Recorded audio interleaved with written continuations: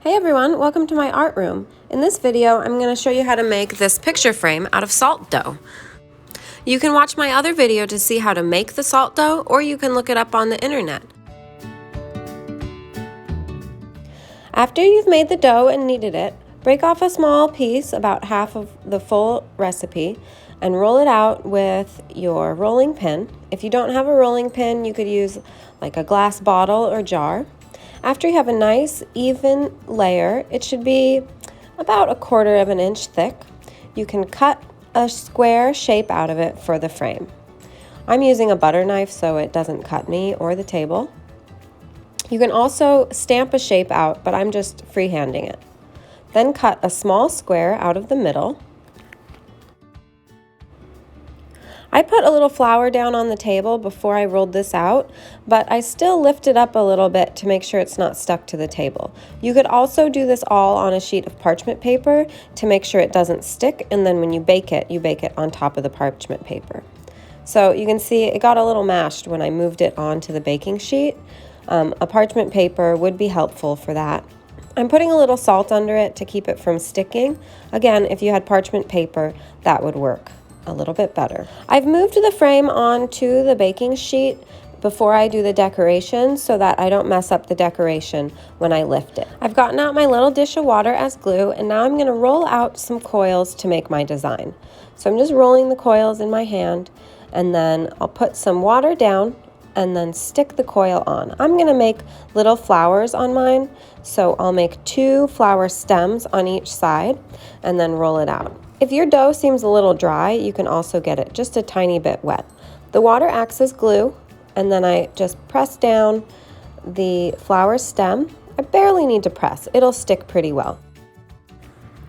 After I put the flower stems on and straighten it out, I'll take a little bit more clay to make the flowers. So I just kind of squish it together and then break it into pieces. I'm going to have 5 petals and a middle, so I'll roll out little circles. Just roll in my hands and then squish them between my 2 fingers so they're flat. Roll in my hand and give it a little squish. And again with this one. And then get it wet and then put the petals on. I'm going to put the petals on first and then the middle piece. So I have actually 4 petals and then the middle. You can use something like a chopstick or a fork to add texture, and that's what I've done here on this flower. So I squish around the clay and then roll it into balls and squish it. I have them all about the same size, so the petals are the same size. So you just roll the little ball, squish it between your fingers, add some water and stick it on. You don't have to make the same design I'm making. I just like flowers because it's springtime, and I'm going to make this frame for my mom for Mother's Day. And she is a wonderful gardener. So I'm using the fork a little to add some texture to the background. And this could be done like that, or if you want, you can add a word on it. I just put 2 holes in there so I can hang it up on the wall. And now I'm going to roll 1 more snake to write the word mom on the bottom. So I just roll the snake and then bend it up, down for the letter M. And then I'll make a little O, just bending around a little bit in a circle, and then again make a little zigzag up, down, for the other letter M. If you decide you want a different word instead, you can take those letters off. I'll squish them back together and write a new word. With the word L, just bend the snake, O, a little circle, a V, bend the snake in half, and then the E, I'll break off a small piece for the back of the letter and then break off 3 small pieces for the arms of the letter E.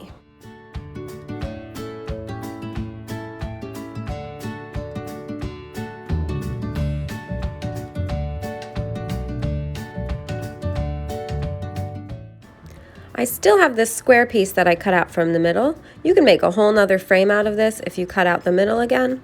Or what I'm going to do is just put a little heart on it. So I poke 2 holes in the top corners so I can hang it.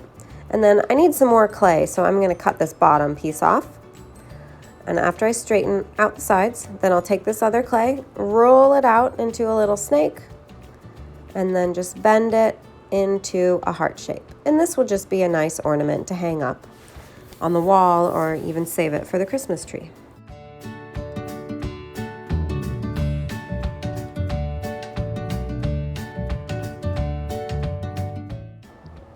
When you're all finished making your creations, you can put them in the oven at 225 to 250 degrees. After about a half an hour, you want to take a little spatula and move them around to make sure they're not stuck. And then continue to check them about every 30 minutes until they're completely hardened. Now my creations have come out of the oven and they're cooled, so I can begin to paint them. I'm going to paint using watercolor paint, crayons, and markers. You can color markers where you want the color to go and then later put water over the top to spread it out. So that's what I'm doing here. I'm putting color on the middle. And then I'm also putting a little crayon because this will keep the color how it is.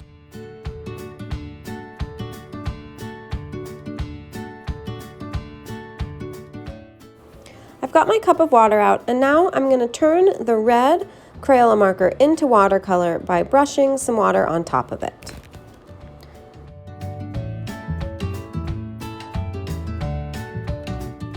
Stems, I'm going to just use green paint on top of the green crayon.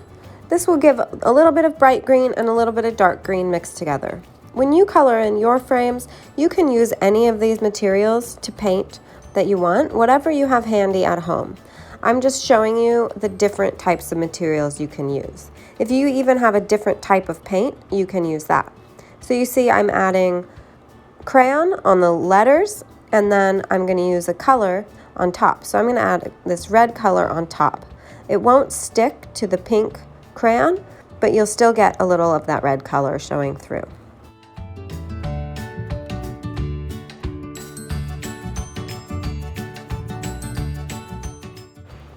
For the background, I'm trying just a little bit of purple Crayola marker, and then I'm going to brush some water over the top of the surface. You don't have to color the marker very solid because you can get the color to spread out pretty well.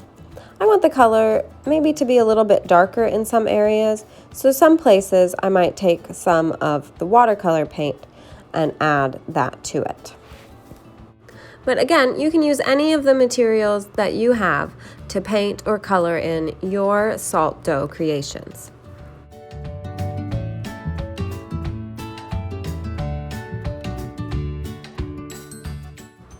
I'm almost finished. After I'm done with this, I'm going to let it dry all the way and then add a clear coat on top to make it shiny. I have Mod Podge, which you can buy at any craft store, and I'm going to paint this just over the flowers and stems and the word love at the bottom, and I'm going to leave the background not shiny so it has a little difference in texture.